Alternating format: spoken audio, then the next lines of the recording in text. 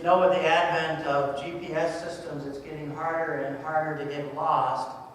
But I find sometimes if you don't have a sermon title, you might get lost. So I want to make sure you don't get lost today. So the sermon title is Holy Patience. Holy Patience. Let's bow our heads for a moment as we get ready to interpret the Holy Word.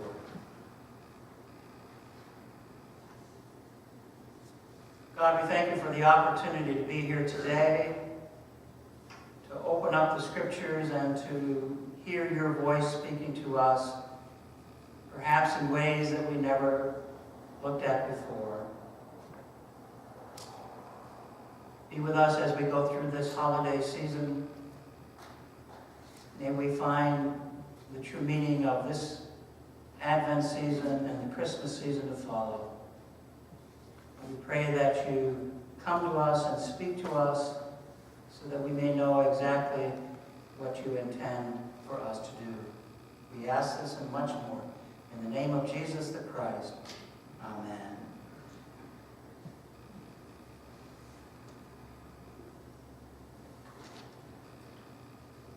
St. Augustine once said, "Patience is the companion of wisdom." Patience is the companion of wisdom. I've always thought that a prerequisite for great people is an enormous amount of patience. I once heard the story of a kindergarten teacher who was helping her students put on his snow boots, and he asked for help and she could see why. With her pulling and with him pushing, they finally succeeded, and she had by now worked up a sweat, and she almost whimpered when the little boy said, "They're on the wrong feet." And she looked, and sure enough, they were, and it wasn't any easier pulling the boots off, and then she had to wrestle those stubborn boots on again, and just as she finished lacing them, he announced, "These aren't my boots." And she bit her tongue to keep from screaming and said as calmly as she could, "Why didn't you say that before?" And once again she struggled to pull off those ill-fitting boots, and he then calmly added, "They're my brother's boots. My mom made me wear them."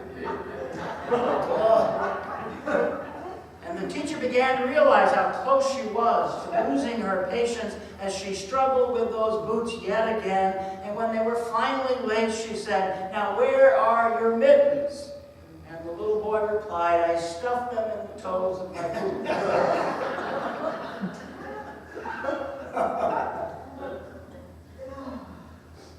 She may have been the same teacher who once commented about a particularly difficult child in her class. Not only is he my worst behaved child this year, but he also has a perfect attendance record.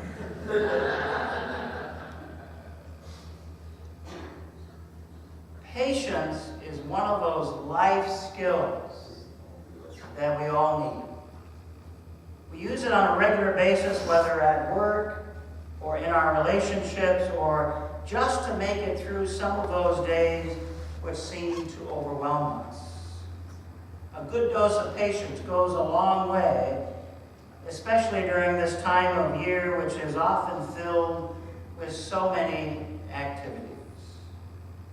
Cooking and shopping and searching for that perfect gift, entertaining, hanging lights, decorating trees, wrapping presents, preparing boxes to be mailed out, not to mention trying to find just a little bit of that peace on earth declared by that angelic host. Perhaps you can relate to the Chicago mother of two who declared about 2 weeks into the season, "I feel like I'm ready to capsize." But we all know from our own experiences that holiday stress is produced by more than just the number of tasks we think we need to accomplish before December 25th. According to the National Institute of Health, Christmas is the time of year that people experience increased periods of depression. Hospitals and police forces report the highest incidences of suicide and attempted suicide. Psychiatrists and psychologists and other mental health professionals report a significant increase in patients complaining about depression. One North American survey reported that 45% of respondents dread this festive season. So what's causing all the holiday cheerlessness? Is it the increasing darkness and with it that brings about the seasonal affective disorder? Or does it have to do with our unrealistic expectations and excessive self-reflection that sometimes we engage in at this time of the year? Or maybe it's the over-commercialization of Christmas and the emphasis on gifts and more gifts and the pressure to spend more than we really can afford. Or maybe it's the expectation of being with friends and family or acquaintances, some of which you'd rather not spend any time with. But perhaps it's because this season, which is often full of joy and goodwill and sharing, also brings to the forefront all of those parts of our lives that are vulnerable and at times painful. In a season which is supposed to be full of joy, sometimes our personal problems and the state of the world in which we live can be, well, depressing. And so on this third Sunday of Advent, we are encouraged to center our attention on joy. That's why we lit that pink candle. It represents Gaudete Sunday, which means joy. For 1,000 years, the church looked at Advent as a time of penitence, and the third Sunday was kind of like a Sunday off from your penitence, is to be joyful. And so we're asked to be joyful on this third Sunday of Advent. Even as the economy continues a slow recovery, and we discovered just the other day again that the gap between the rich and the poor is getting wider and wider. The middle class has eroded a little bit more. Our leaders still debate whether or not we can feed the hungry among us. A compromise budget deal, which everybody is excited about, refuses to extend unemployment benefits to the most vulnerable among us. Even as faithful people, it's easy to get discouraged, to believe that things will never change, or to be unable to imagine that a different and a better world may be possible. The writer of the book of James says to us this morning, "Be patient, therefore, beloved, until the coming of the Lord. Strengthen your hearts." Those words were first spoken to an early Christian community that was trying to hold on to their faith during some very difficult times. It's the same message that was given to the people of Israel some 600 years earlier. The prophet Isaiah speaks to a people who are in exile, separated from loved ones, separated from their homeland. And even though they are steeped in despair, the prophet has good news for the Israelites. According to Mary Hinkle Shore, the good news is climate change, and it means to give hope to a people with a stretch of hostile environment between them and their home. And that's a little bit different than the climate change we hear about today. The prophet describes a desert that is transforming, that is blossoming, just as the people will when God leads them home. And so Isaiah writes these words, "The wilderness and the dry land shall be glad, and the desert shall rejoice and blossom. Like the crocus, it shall blossom abundantly and rejoice with joy and singing. They shall see the glory of the Lord, the majesty of our God, and say to those who are of feeble heart, be strong and do not fear. He is your God, and He will come and He will save you. Now, if you're a people in exile, or if you've ever felt that experience, you need reassurance. And this prophet comes encouraging the people to have patience and gives them a vision of what can be through God. The prophet speaks of a time when peace will fill the earth, where the needs of the most vulnerable are met, when violence is no longer considered normal but abnormal behavior. The prophet says, just like James said, be patient. Strengthen your hearts. The Lord is about to do something new.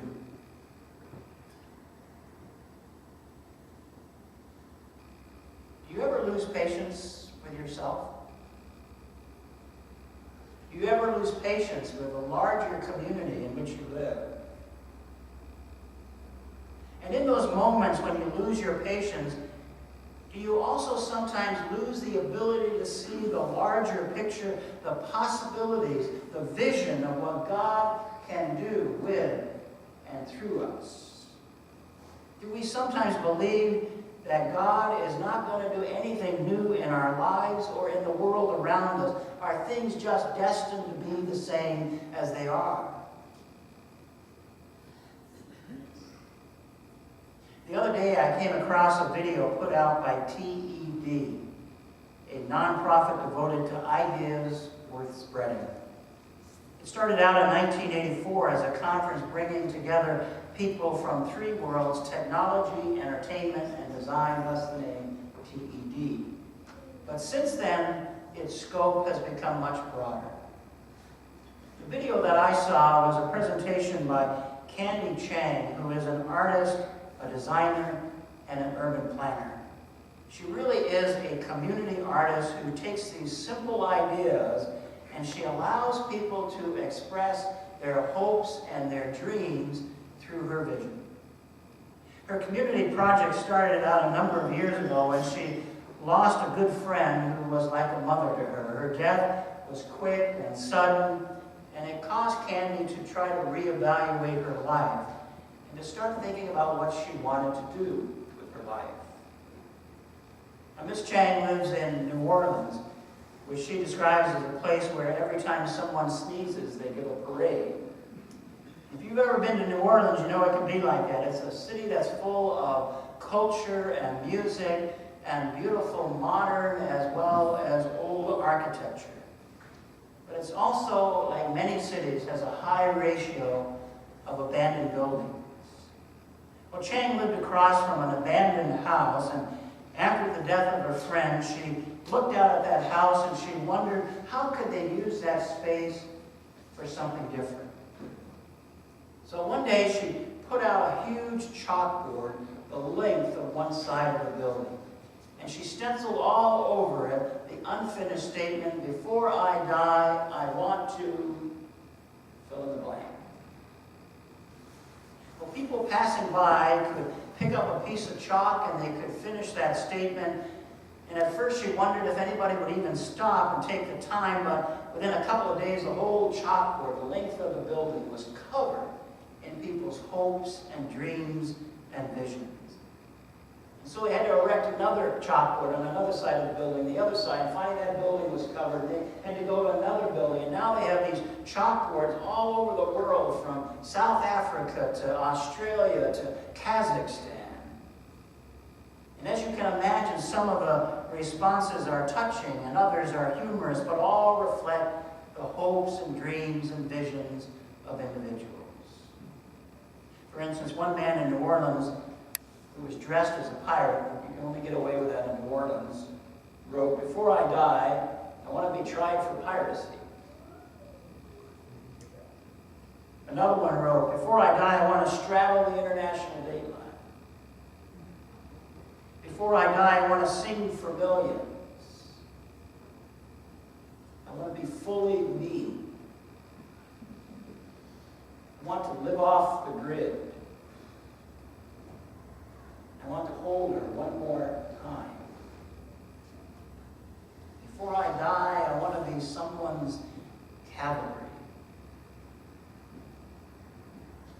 Candy Chain created was a place where people could pause for just a moment from their busy lives and take a few minutes and reevaluate where they are and then patiently write down what they wanted to do. This led to another project which included putting name tags on the front of an abandoned storefront, but instead of it reading, "Hello, my name is," these name tags read, "I wish this was." And inviters were invited to, or passerbys were invited to share their dreams of what this vacant shop could be. And so rather than remaining only a decrepit, abandoned lot, the building front became a testimony, even a memorial, to all the small and the grand things that had happened there and what could happen there in the future. The development of patience, even if it's something as small and simple as writing a response to what an abandoned building might become or what you want to do with your life, is to foster a belief in a God that God might have something new in store for you. The patience that is encouraged by James and the prophet Isaiah is not about looking upwards to some heavenly salvation, nor is it about some inward spiritual illumination. It's about looking outward and paying attention to how we treat our neighbors. If you go and you read the verses just prior to our lesson in James today, you'll find echoes of the Sermon on the Mount there. And James talks about being humble, about looking out for your neighbor, not judging one another, and properly using your wealth, and making sure the rights of the laborers are upheld. And Isaiah reminds us that we can trust that even before we can see the end of our trials and our sufferings, when our lives seem nothing more than a desert, that God is right in the middle of that, making our wilderness blossom with new life. I was wondering what would happen if one day we put a big chalkboard along the side of this church on Dixie Highway. And what if we asked members and people walking by, complete strangers, to take some time, have a little patience, and complete the statement, "This church is." I wonder what the responses might be. I'm sure some words like struggling and small, maybe insignificant, hurt, marginalized might show up. But I also know, as sure as I'm standing here, that some words, some of the same words that were used to describe the faithful that the prophet spoke to and that James spoke to might show up as well. This church is kind, considerate, loving. Or this church is progressive, open-minded, accepting. This church is generous, cares for the poor, is reaching out to its community. And perhaps that statement might even be ended this way. The church is patient enough to listen for God's voice. You know, maybe it's especially during those frantic, busy, and trying times that we most need to pause and slow down and develop some holy patience so that we can truly hear and see what wonderful new transformation God is doing in us and in this world.